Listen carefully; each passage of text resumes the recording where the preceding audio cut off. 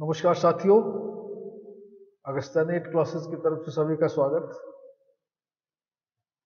Chapter हम लोग पढ़ रहे थे health and disease, human health and disease. तो कॉमनली जितने भी हेल्थ से रिलेटेड डिजीज होते हैं ह्यूमन के केस में स्पेशली, चाहे वो बैक्टीरिया से हो, चाहे वो वायरस से हो, चाहे फंगाई से हो, चाहे वो प्रोटोजोन से हो, चाहे हेलमेन से हो, हम लोगों ने सब कॉमन डिजीज पढ़ लिया और उसके सिम्टम्स क्या हैं, कैसे वो फैलते हैं, क्या वेक्टर्स हैं। सबसे इंपॉर्टेंट टॉपिक आज हम लोग पढ़ने जा रहे हैं वो है इम्यूनिटी। बहुत सारे डिजीज, चाहे वो वायरस से हो, चाहे वो बैक्टीरिया से हो, चाहे वो फंगस से हो, चाहे वो हेलमेन से हो, चाहे वो प्रोटोजोन से हो, अटैक होते हैं शरीर में, हम लोगों के ह्यूमन के शरीर में।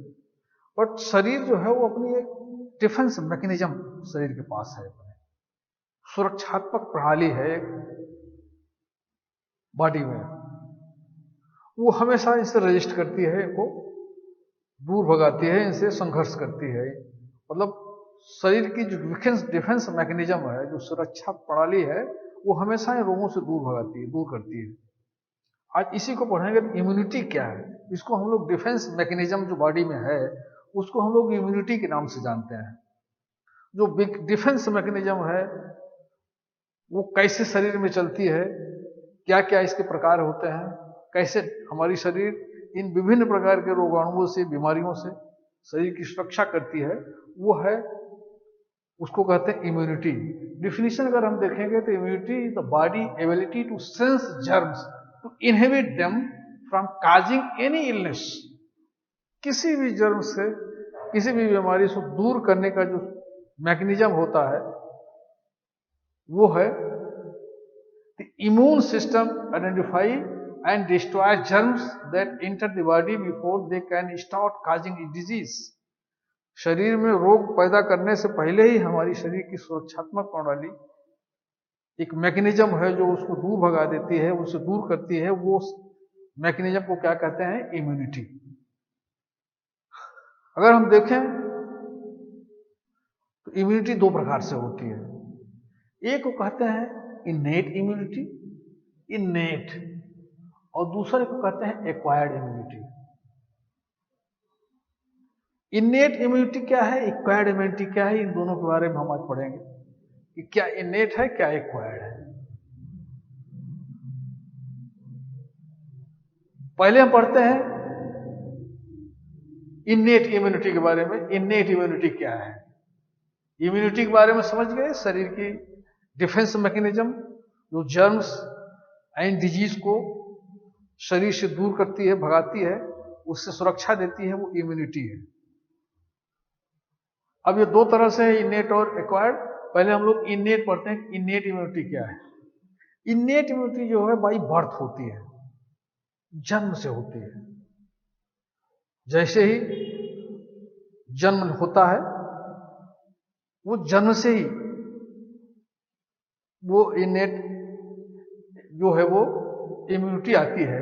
तो इनेट इम्यूनिटी की जो डिफरेंसेस अगर हम देखेंगे, देखिए इनेट इम्यूनिटी जो है वो नॉन स्पेसिफिक होती है, पहला नॉन स्पेसिफिक, और एक्वायर्ड इम्यूनिटी स्पेसिफिक होती है। दोनों हम लोगों को पढ़ना है, इनेट और एक्वायर्ड। दोनों के डिफरेंस अगर हम देख लें तब उसको ठीक से पढ़ते हैं। इनेट इम्यूनिटी जो है स्पेसिफिसिटी से अगर देखेंगे तो ये नॉन स्पेसिफिक होती है, वो स्पेसिफिक होती है। दूसरा जो है वो इनबॉर्न होती है, इनेट इम्यूनिटी, और वो होती है बर्थ के बाद डेवलप होती है, डेवलप्ड बाय बर्थ, और ये जन्म के समय ही होती है। इनेट इम्यूनिटी जन्म के समय ही हमको मिल जाती है, जन्म के से पूर्व ही हमारे साथ रहती है और जन्म के बाद भी हमारे साथ हो जाती है। लेकिन जो एक्वायर्ड इम्यूनिटी है वो जन्म के बाद मिलती है।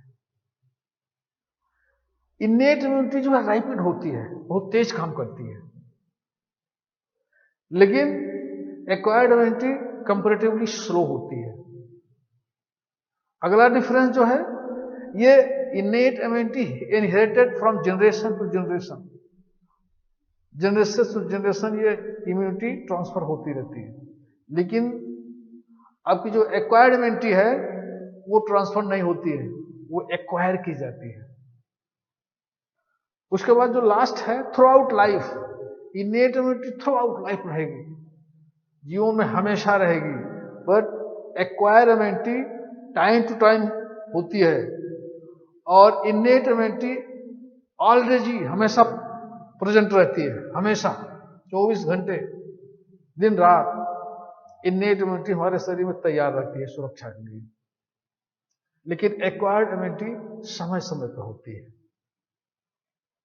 अब देखिए इनेट और एक्वायर्ड इम्यूनिटी में यही अंतर है, वो by birth non specific transfer होती है और रैपिड होती है और थ्रू आउट लाइफ होती है।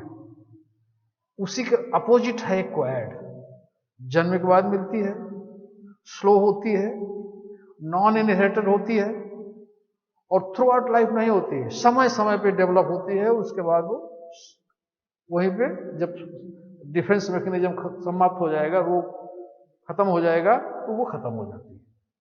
ये इनेट और एक्वायर्ड इम्यूनिटी है, दो तरह की इम्यूनिटी हम लोगों के पास होती है।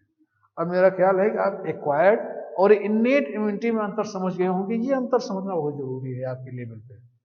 अक्सर इसी से पूछे भी जाते हैं कि इनेट और एक्वायर्ड। अब अगर हम देखें इनेट इम्यूनिटी कितने प्रकार की होती है, अब हम लोग इनेट इम्यूनिटी एक्वायर्ड इम्यूनिटी में डिफिनेशन अंतर समझ गए। अब प्रकार देखें, पहला होता फिजिकल बैरियर्स। इनेट इम्यूनिटी का फर्स्ट टाइप है physical barriers, skin, gastrointestinal mucus and lining of the respiratory and urogenital tract. ये इनेट में है। ये जो हमारी स्किन है, इनेट से बाय बर्थ इस इम्यूनिटी हमको मिली हुई है।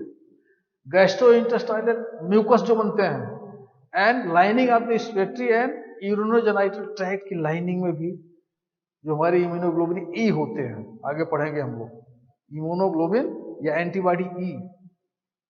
ये हो गया फिजिकल बैरियर, फिजिकल बैरियर का काम करता है, ये हमेशा से ही है। दूसरा है फिजियोलॉजिकल बैरियर्स। ये बैरियर्स हैं, कुछ समझिए आपके, ये जो हमें बाई बर्थ मिले हैं, ये बाई बर्थ मिला हुआ फिजिकल बैरियर। दूसरा physiological barrier, HCL production in the stomach, हमारे पाचन के समय एचसीएल प्रोडक्शन होता है, वो पहला बैरियर है। जितने जर्म्स, जितने जीवाणु, जितने वायरस बैक्टीरिया भोजन के समय जाएंगे, पहले एचसीएल सबको डिसमिस कर देगा। तो HCL production in the stomach. Tear glands, tear glands जो होती है आंख में, आंसू जो आंख में किसी तरह कोई अगर इन्फेक्शन हुआ तो सबसे पहले आंसू निकलने लगते हैं, वो फर्स्ट बैरियर है। वो इम्यूनिटी का एक पार्ट है, बाय बर्थ मिला हुआ है। Tear glands, secretion of saliva, secretion of saliva जो है वो भी बाय बर्थ है, वो भी आपका फर्स्ट इम्यूनिटी है। इनेट इम्यूनिटी मिला, वो भी सुरक्षा करती है। ये होते हैं हमारे फिजियोलॉजिकल, यानी टीयर ग्लैंड्स हैं, सेक्रीशन ऑफ सलाइवा है, स्टमक का एचसीएल है, टीयर ग्लैंड्स हैं, स्वीट ग्लैंड है, श्वेत ग्रंथ, स्किन जो स्वीट ग्लैंड है, जितने सेक्रेटरी ग्लैंड्स हैं, ये दीज आर द बैरियर्स। पहले यही इनका जो भी जर्म, जो भी वायरस, जो भी बैक्टीरिया हमारे बॉडी में अटैक करेंगे, सबसे पहले इनका ये वहीं से इनको समाप्त कर देते हैं। ये हो गया हमारा इनेट मिला हुआ है। उसके बाद होता है सेलुलर बैरियर्स। तीसरा है cellular barriers, leukocytes of our body destroy various microbes. They are known as the soldiers of our body, WBC, यानी white blood cells। ये भी बाई बर्थ मिले हैं, ये भी बैरियर है, सेलुलर बैरियर्स हैं। WBC दो तरह के हमारे यहाँ अटैक होता है, एक तो ब्लड, दूसरा सेल, तो सेलुलर बैरियर्स है।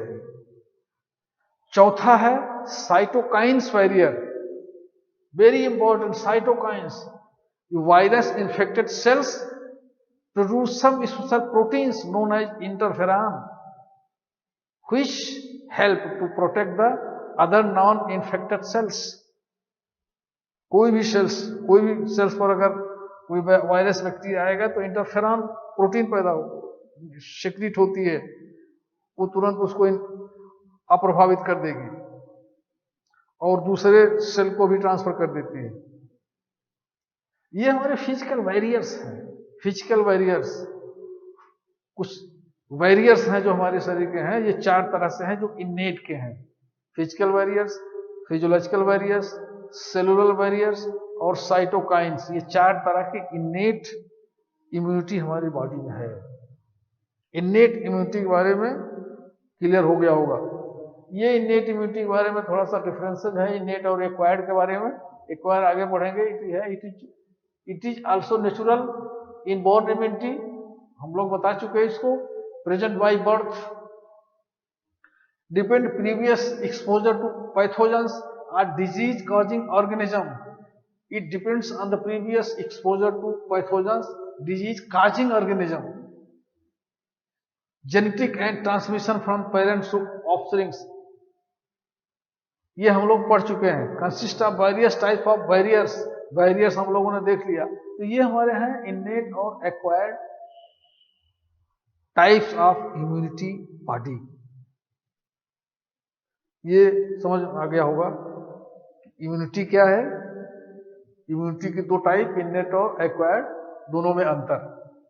आगे चलते हैं। अब एक्वायर्ड और जो दोनों तरह के एक्वायर्ड और इनेट इम्यूनिटी थी उसके बारे में, उसके टाइप्स के बारे में जरा हम लोग देख लेते हैं। देखिए, जो इम्यून सिस्टम है वो 2 प्रकार का है। एक होता है इनेट, हम लोग पढ़ लिए, और दूसरा होता है एक्वायर्ड। इस चार्ट को अगर हम देखेंगे तो सब समझ में आ जाएगा। एक्वायर्ड और इनेट। एक्वायर्ड जो है, देखिए, इनबॉर्न जर्म से नॉन स्पेसिफिक डिफेंस मैकेनिज्म। पहले हम लोग इनेट पढ़ते हैं। ये इनेट 2 तरह से है। External defence, first external defence, और दूसरा है इंटरनल डिफेंस। एक्सटर्नल डिफेंस को फर्स्ट लाइन ऑफ डिफेंस कहते हैं। फर्स्ट लाइन ऑफ डिफेंस कहते हैं, फर्स्ट लाइन ऑफ डिफेंस। और इंटरनल को सेकंड लाइन ऑफ डिफेंस कहते हैं। अगर हम एक्सटर्नल डिफेंस को देखेंगे, इसमें फिजिकल बैरियर्स चर्चा हो गई। फिजिकल बैरियर्स हमारा स्किन है, म्यूकस है, नेजल हेयर्स हैं, शीलिया है, फ्लेजिला है। जो एक्सटर्नल बैरियर्स हैं हमारे शरीर में, hairs, skin, sweet glands, mucus. ये इनेट के बारे में भी हम बात कर रहे हैं, जिसकी चर्चा हम कर चुके। अब चार्ट में आपको समराइज हम कर रहे हैं, जिससे ये चार्ट के माध्यम से आपके दिमाग में बात बनी रहे। Physical barriers, mucus, nasal hairs और शीलिया। दूसरा है chemical barriers, oil and sweat by sebaceous gland. Sebaceous gland हमारी स्किन में होती है, ये भी बैरियर्स हैं। Stomach acid, low pH, gastric juice, serum, lysozymes, tears, tissue, fluids, vaginal bacterial producing lactic acid. ये हमारे क्या है, फिजिकल बैरियर्स हैं। इसको हम क्या कहेंगे, एक्सटर्नल। ये बाई बर्थ है, ये मिले हुए हैं सब, हमको एक्वायर नहीं करना है। जो इनेट है वो हमको मिल गया है, इसमें कोई एक्वायर किसी एडाप्टेशन की जरूरत नहीं है। उसके बाद इनेट में दूसरा है इंटरनल डिफेंस। एक तो एक्सटर्नल डिफेंस हो गया, हमारी बॉडी में एक्सटर्नल डिफेंस मैकेनिज्म है। इंटरनल डिफेंस मैकेनिज्म कैसे है, इसको सेकंड लाइन ऑफ डिफेंस कहते हैं। इसमें फेगोसाइट यानी माइक्रोफाज सेल्स होती हैं, ये हमारी डिफेंस सेल में करती हैं। WBC अभी हम पढ़ेंगे, न्यूट्रोफिल्स एंड मोनोसाइट्स। दूसरा है इन्फ्लेमेटरी रिएक्शन। तीसरा है फीवर।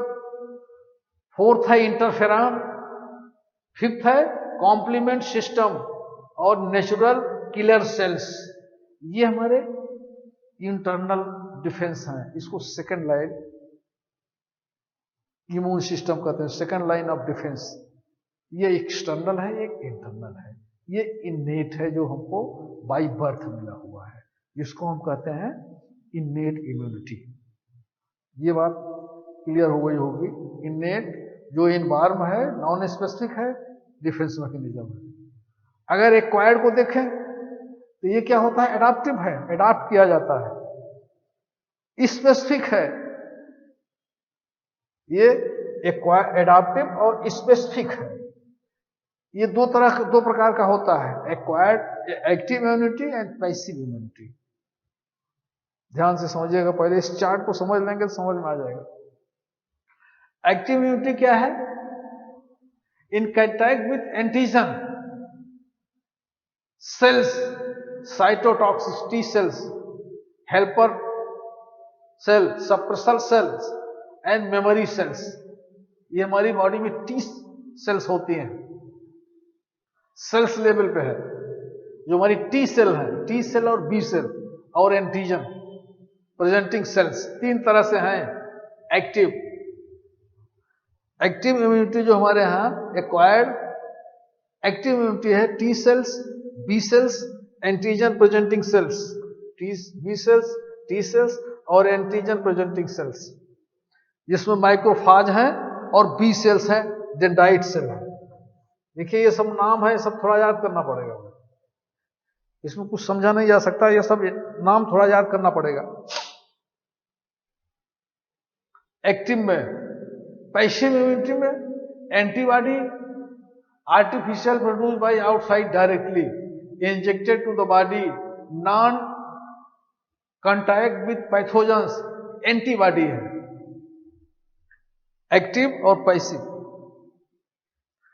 एक्टिव में शरीर हमारी डेवलप करती है, पैसिव में मिलता है हमको एंटीबॉडीज। तो ये हो गया हमारा एक्वायर्ड में active immunity, passive immunity. I hope कि समझ में आ गया होगा। इस चार्ट से समझेंगे, ये सब शब्द हैं, देखना पड़ेगा, ध्यान से याद करना पड़ेगा। देखिए सबसे इंपॉर्टेंट इस टॉपिक का यही है, सबसे इंपॉर्टेंट। अगर ये चीज हम लोगों के दिमाग में रही, ये खाका, तो पूरी इम्यूनिटी समझ में आ जाएगा। एक्वायर्ड, इनेट, उसके टाइप्स, वो सब तो ठीक है, आदमी पढ़ लेता है। इस खाके को हमेशा दिमाग में याद रखना पड़ेगा। इस चित्र को ध्यान से इसको समझ लीजिए। WBC, ब्लड के स्ट्रक्चर में आप लोग पढ़े होंगे। ब्लड का स्ट्रक्चर RBC, WBC, प्लाज्मा और प्लेटलेट से होता है। ब्लड का स्ट्रक्चर क्या होता है? Blood connecting tissue is composed of plasma, RBC, WBC, platelets, यही होते हैं।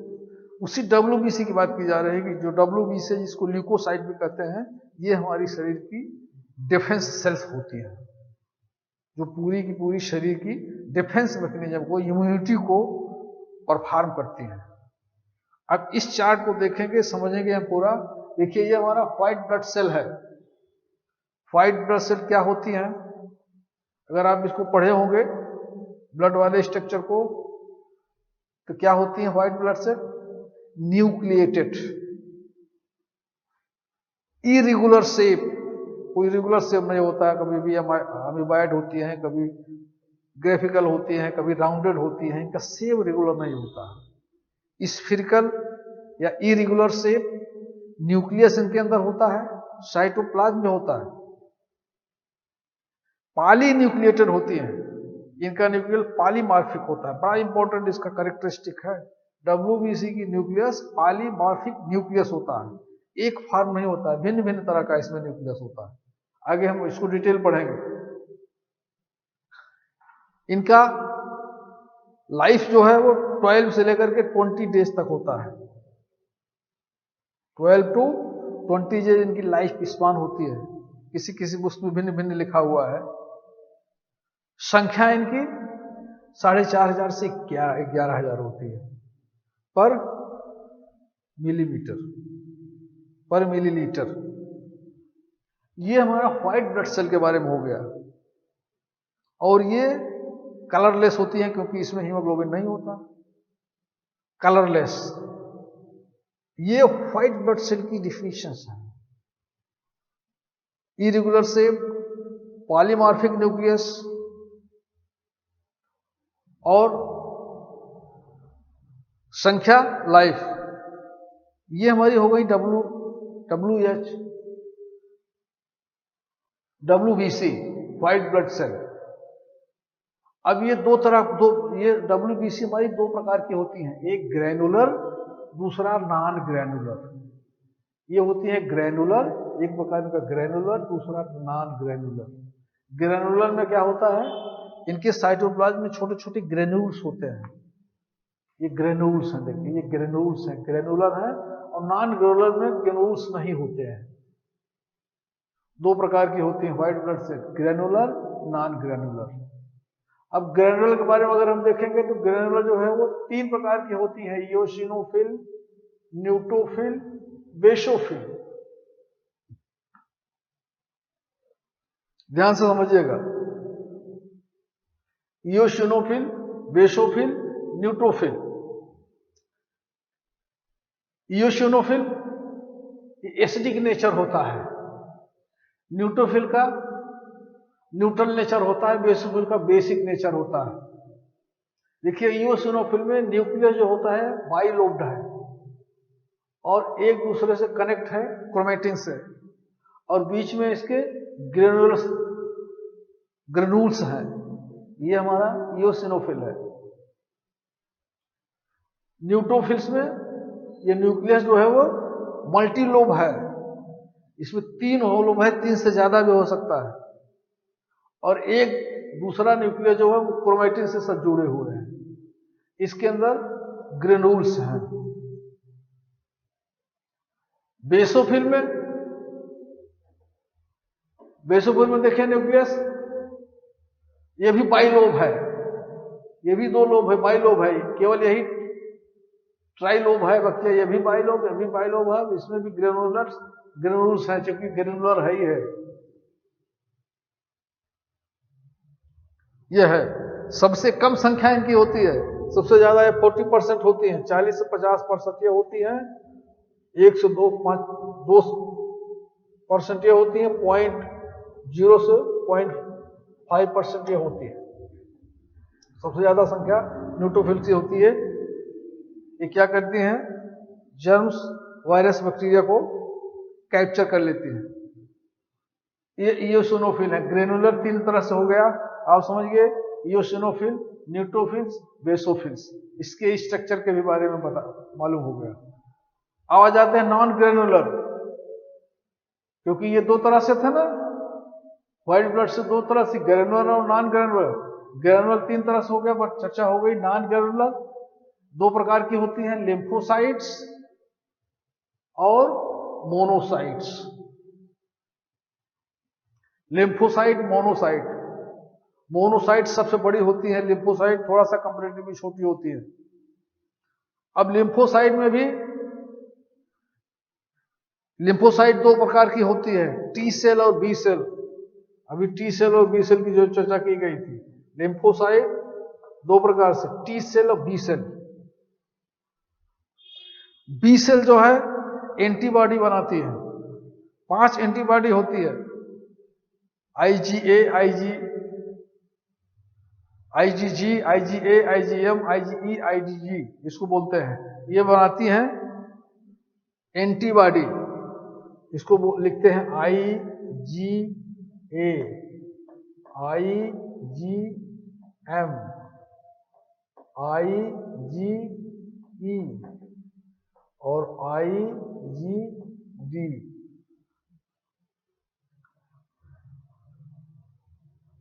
ये और GAMED इसको बोलते हैं, GAMED। कितने हो गए? 5 प्रकार के होते हैं। और IgG ये इसको बोलते हैं G, ये 5 होते हैं। ये बी टाइप्स की जो लिम्फोसाइट्स हैं, एंटीबॉडी बनाती हैं। शरीर में 5 तरह की होती हैं, हम लोग एंटीबॉडी के बारे में अभी आगे चल के डिटेल पढ़ेंगे। दूसरा होती है टी सेल। देखिए दोनों में अंतर क्या है। बी सेल जो होती हैं ये बून मैरो में बनती हैं और वहीं पे ये मैच्योर भी होती है। लेकिन टी सेल जो होती हैं वो इनका निर्माण फॉर्मेशन बून मैरो में होता है, लेकिन इनका मैच्योरेशन थाइमस ग्लैंड में होता है, इसीलिए इनको टी बोलते हैं। बी सेल जितनी हमारी बून ब्लड सारी की सारी ब्लड जो है बून मैरो से बनती है, तो वहीं बून मैरो में बनेगी, वहीं पर इनका मैच्योरेशन होगा, उसको बोलेंगे बी सेल। लेकिन फॉर्मेशन तो हो रहा है बोन मैरो में, लेकिन इनका मैच्योरेशन वहां नहीं हो रहा है। मैच्योरेशन कहां हो रहा है? थाइमस ग्लैंड में, इसीलिए इसको टी बोलते हैं। ये भी जैसे ये बी टाइप 5 एंटीबॉडी बना रहे हैं इम्यूनोग्लोबिन, उसी तरह से ये टी टाइप की जो सेल होती है ये भी 4 टाइप की होती हैं। इसको ध्यान से देख लें। टी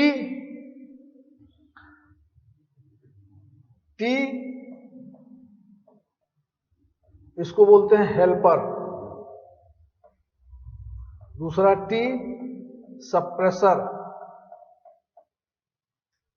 तीसरा टी साइटोटॉक्सिन। और टी एक हेल्पर, सप्रेसर, साइटोटॉक्सिन और मेमोरी। ये 4 तरह की हो गई T types. Suppressor, helper, memory, cytotoxin, T 4 तरह की हो गई। ध्यान रखिएगा, ये इसको थोड़ा सा चार्ट को आपको याद करना पड़ेगा। बी लिम्फोसाइट्स एंटीबॉडी बनाती है 5, इसको GAMED से याद कर लीजिएगा, याद हो जाएगा। टी टाइप्स की भी ये 4 तरह की होती हैं। टी टाइप सेल, हेल्पर और मेमोरी, साइटोटॉक्सिन और सप्रेसर, ये 4 तरह की होती हैं। ये हमारी हो गई लिम्फोसाइट्स। उसी तरह से मोनोसाइट भी 2 प्रकार की हो गई, मैक्रोफॉज एंड डेंड्राइट्स। मैक्रोफॉज साइज में बड़ी होती हैं और ये फेगोसाइटोसिस होती हैं। इसमें सूडोपोडिया लाइक स्ट्रक्चर बन जाता है जब कोई जर्म्स इनके संपर्क में आता है। और एग्जाम्पल ये है, जब कोई जर्म्स इनके संपर्क में आएगा, ये आपकी मैक्रोफाज है, जब कोई जर्म संपर्क में आएगा तो ऐसे इवेजिनेट हो जाएंगी। ये देखिए आ गई यहां पर, और फिर ये अंदर चली जाती है।